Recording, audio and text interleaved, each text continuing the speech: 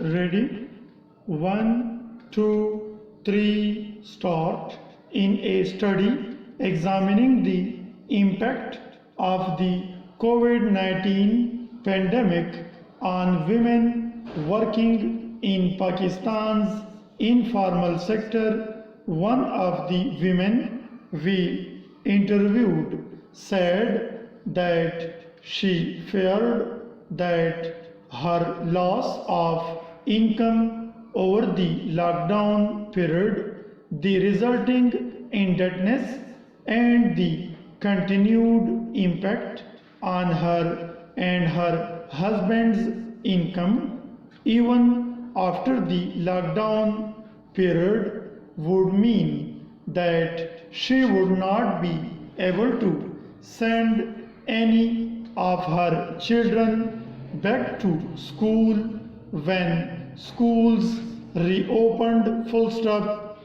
This woman was extremely upset over the prospect of not being able to send her children to school anymore, but said that she could not see any other option. Full stop.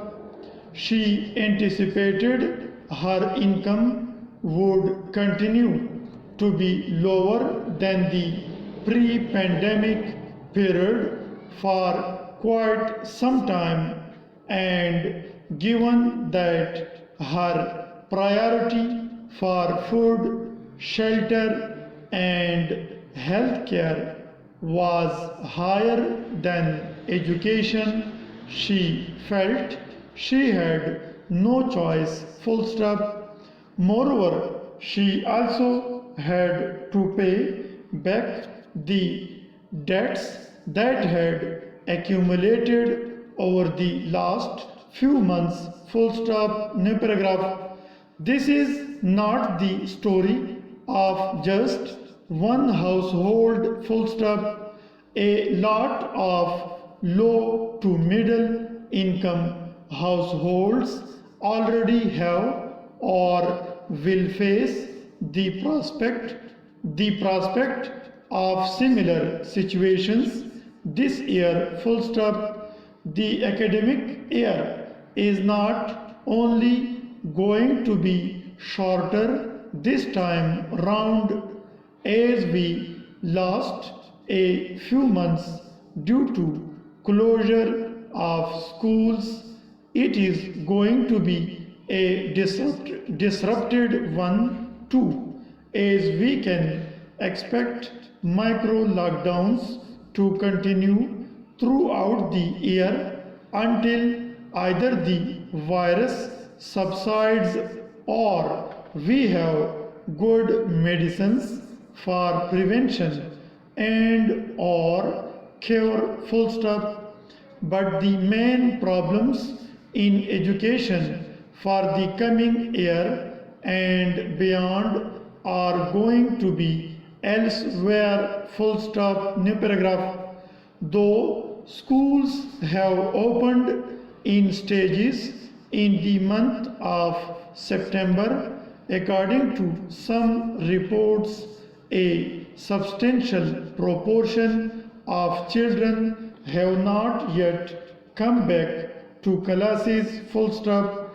Some of this could be transitory, and the continued impact of uncertainty about the health risks to children, and hence parental caution. Full stop.